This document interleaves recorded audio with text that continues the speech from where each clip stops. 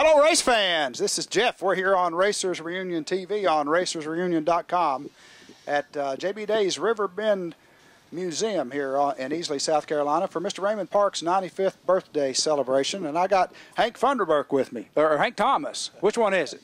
Well, that's pretty close. Yeah. I'm surprised that people remembered. I would have forgot it, except a man at Old Timers Get Together in Danville brought a program from 1959 when my alias was Funderburk.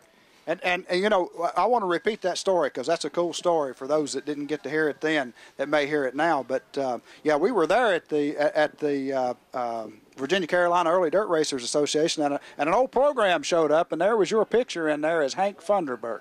So go ahead and elaborate on that, Hank, and tell us how you got from Hank Thomas to Hank Funderburk. Well, a little bit about the story. When a gentleman come in and he had a program and it had Hank Funderburk on the front along with Roy Doolin, sportsman and amateur. And he asked Bill Mangum, who was putting on the show, he said, do you know either of these gentlemen? He said, well, there's Hank Funderburk, but he might answer to Hank Thomas. But anyway, when we went to tracks, it was non-NASCAR sanctioned. They would take you points, and I run for state championships and track championships. So I always took a backup car, and my partner was Ray Funderburk. So we just switched last names. So he is Ray Thomas, I was Hank Funderburk, and it worked. And what was amazing, I had never seen this 1959 program, and I thought I'd won several races, but if I don't have something in writing and a picture, I don't like to say that, but I did win every race I went to but one. That's cool. Hank, tell us a little bit about what's going on now. One thing I like to do when I get you guys in front of the camera is let everybody know where you are and what you're doing, and let's get up to speed on that because I don't think we covered all that last time. Well, some of the things, I started racing circle track. Now, I did a little drag racing. Then I was circle track in 1956, Robin Wood Speedway in Gastonia, and Humpy Wheeler was the promoter, believe it or not. Think of that. And then it evolved into other things. In the early 60s, we could race several years about every night but Monday, Tuesday, Wednesday, Thursday, Friday, Saturday, Sunday, and sometimes 2 days, a Saturday afternoon, Saturday night. So then that involved, I needed so many parts that I'd gone to a quick change builder in Ruskin, Florida, and I told him I wanted to buy as many rear ends as I could haul on my pickup truck.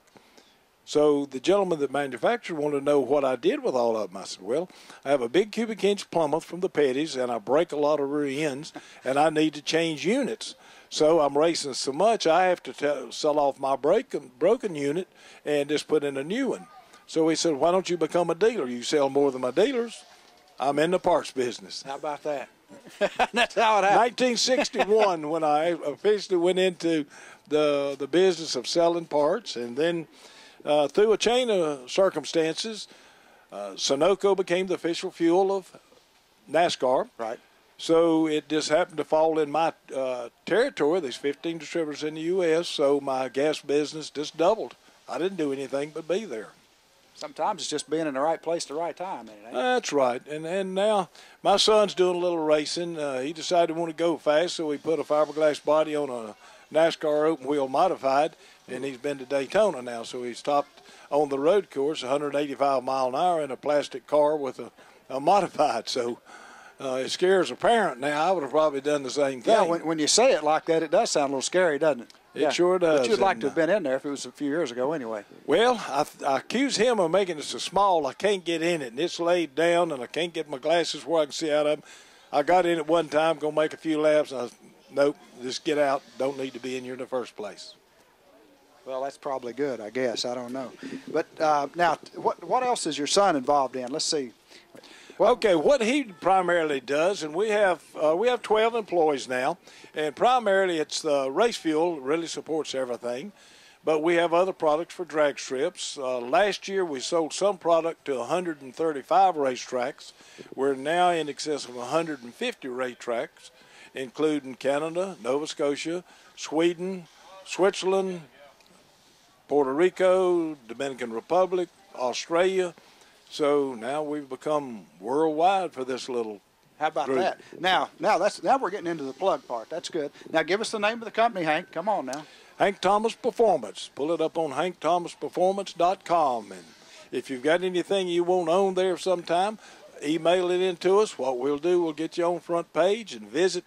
We're doing, my son and a group of his church people have got together a ministry, R12 Racing Ministry.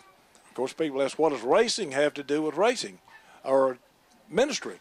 But what does softball have? So it's the same thing with a different vehicle. So you reach the people that want to come to you and ask what it's about. So that's what we're doing now.